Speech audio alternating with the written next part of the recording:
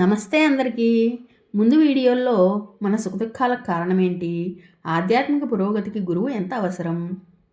గురుభక్తి ఎలా ఉండాలి? అజ్ఞాత ధనాలంటే ఏంటి? సర్వస్వ శరణాగతి అంటే ఏంటి? గురుభక్తికి బాబా ఏం పరీక్ష పెట్టారు? ఇలా ఎన్నో ఆధ్యాత్మిక విషయాలను తెలుసుకున్నాం కదా! ఈ అధ్యాయంలో బ్రహ్మజ్ఞానమును పొందడానికి ఏం అర్హత కావాలి? బ్రహ్మజ్ఞానమును సంపాదించడానికి బాబా చూపిన మార్గాన్ని తెలుసుకుందాం. సకలైశ్వర్య సంపన్నుడైన గుల్జార్ అనే ధనికుడు మాలేగాంకు సమీపంలో ఉండేవాడు. సాయిబాబా పేరు ప్రతిష్టలు విన్న తర్వాత ఆయన దగ్గర నుంచి బ్రహ్మజ్ఞానాన్ని సంపాదించాలని నిశ్చయించుకొని రాను పోను ఠాంగాను మాట్లాడుకొని షిరిడీకి వచ్చి కాలం వృధా చేయక వెంటనే బాబా దగ్గరికి వెళ్ళి త్వరగా బ్రహ్మజ్ఞానాన్ని బోధించమని, తిరిగి వెళ్లేందుకు సిద్ధంగా తెచ్చుకున్న టాంగాలో వెంటనే వెళ్ళిపోవాలని చెబుతాడు. అందుకు బాబా, మిత్రమా, నీవు ఆదుర్దా పడవద్దు. ఇప్పుడే బ్రహ్మమును చూపెదను. నా బేరమంతా నగదే కానీ అరువు ఉండదు. నా దగ్గరకు వచ్చి అందరూ స్వార్థపూరితమైన కోరికలను కోరతారు. నీవలే బ్రహ్మజ్ఞానాన్ని కోరేవారు చాలా తక్కువ మంది అంటూ ఏవేవో మాటలు చెబుతూ అతన్ని తన విషయం మరచేటట్లుగా చేస్తారు. ఒక పిల్లవాడిని పిలిచి నందు మార్వాడి ఇంటికి వెళ్ళి 5 రూపాయలు అప్పుగా తీసుకురమ్మని పంపగా ఇంటికి తాళం వేసి ఉండడం చేత తిరిగి వస్తాడు. ఈసారి ఇంకొకరి ఇంటికి పంపగా మళ్ళీ అలాగే అవుతుంది. మరి 2 చోట్లకు కూడా పంపగా నిరుపయోగంగానే తిరిగి వస్తాడు. బాబా బ్రహ్మజ్ఞానం కోసం వచ్చిన వాని వైపు చూసి, నీ జేబులో 55 రూపాయల నోట్లున్నవి. బ్రహ్మజ్ఞానమును వెంటనే తీసుకుపోయేందుకు ఇది ఒక వస్తువు కాదు. నీవు గమనించగలిగినందుకే ఈ కథనంతా నడుపుతున్నాను అంటారు బాబా. ఈ పెద్ద మనిషి బాబా 5 రూపాయల కోసం ప్రయత్నిస్తుంటే తన వద్ద గల డబ్బులో నుంచి కేవలం 5 రూపాయలు కూడా బాబాకు ఇవ్వలేకపోయాడు. అది కూడా అప్పుగా.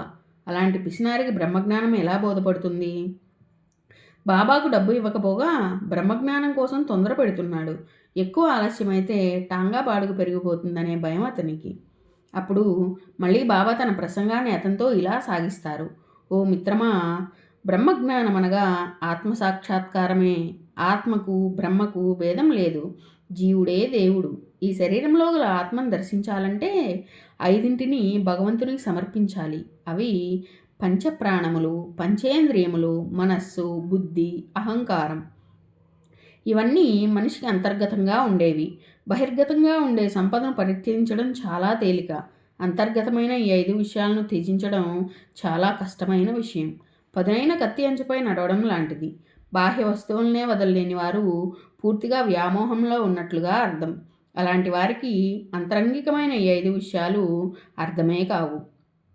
అంతేగాక ఆత్మజ్ఞానాన్ని కావాలనుకునేవాడు ముందు ఈ విషయాల్లో జాగ్రత్త వహించాలి.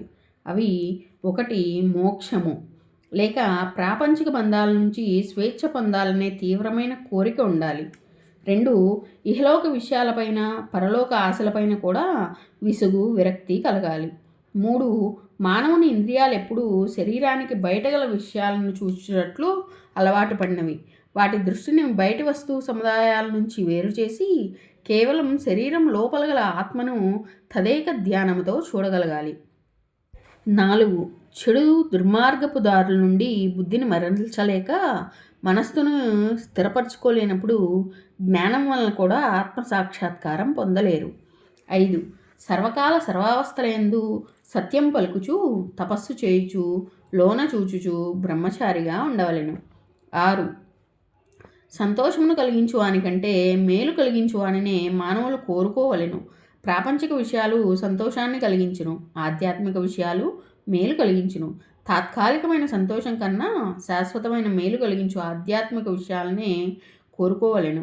7 మనస్సును, ఇంద్రియములను స్వాధీనమునందుంచుకొనవలెను.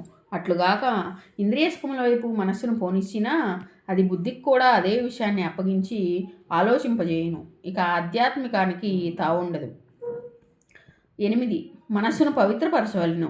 మనిషి తాను చేయవలసిన పనులను సక్రమంగాను, తృప్తిగాను, ప్రతిఫలాపేక్ష లేకుండాను నిర్వర్తించవలెను. అప్పుడు మనస్సు పవిత్రపడును. పవిత్రమైన మనస్సులో నుంచే వివేకం పుట్టి వైరాగ్యం అభివృద్ధి చెంది ఆత్మజ్ఞానం కలుగును. లోభము, మోహము, ఆశాపాశములు తొలగనిదే జ్ఞానం లభించదు. 9 ఈ స్థితిని ప్రతి సాధకుడు తనంత తానుగా కష్టించి సాధించుకోవలను. ఈ పై విషయాలన్నింటిలోనూ స్థిరమైన తర్వాత గురువు చాలా అవసరం.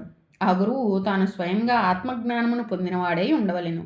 స్వయంగా ఆత్మజ్ఞానాన్ని పొందని గురువులను ఆశ్రయించడం వలన ప్రయోజనం ఉండదు. 10. మొదటి 8 సాధకుడి స్వయం కృషి. దానికి సద్గురు సహాయం తోడైనప్పుడు దైవకటాక్షం కూడా తప్పక తోడవుతుంది. వేద పాండిత్యం వలన కానీ, ధనాధిక్యత వలన కానీ, కులాధిక్యత వలన కానీ, బలాధిక్యత వలన కానీ, మేధాశక్తి వలన కానీ ఆత్మజ్ఞానం కలగదు. బాబా యొక్క సుదీర్ఘమైన పై విషయ వివరణ కేవలం గుల్జార్ కొరకు ఇచ్చినదే కాదు, నిజభక్తులైన పాఠకులందరినీ ఉద్దేశించినదే. పాఠకులు బ్రహ్మజ్ఞానానికి సంబంధించిన ఈ అధ్యాయంలోని భాగాన్ని మరొకసారి పారాయణ చేయుదురుగాక. భక్తితో ఈ విషయాలను పారాయణ చేయువారికి సాయి సద్గురువై వారి జీవితంలో నిలిచిపోవుగాక. వారి జీవన గమనాన్ని క్రమంగా ఆత్మసాక్షాత్కారం వైపు నడిపించుగాక. మానవుడికి కావాల్సిందేమిటి? సుఖము, శాంతి, భౌతికంగా అన్నవస్త్రాలు, శారీరక అవసరాలు. వాటిని తన భక్తుని ఇంటిలో లోటు లేదని అభయం సాయి ఇచ్చారు.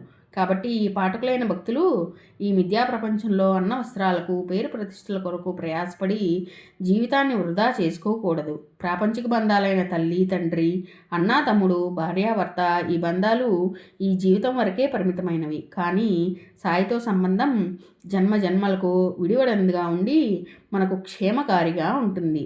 సచ్చిదానంద సాయి మంగళం.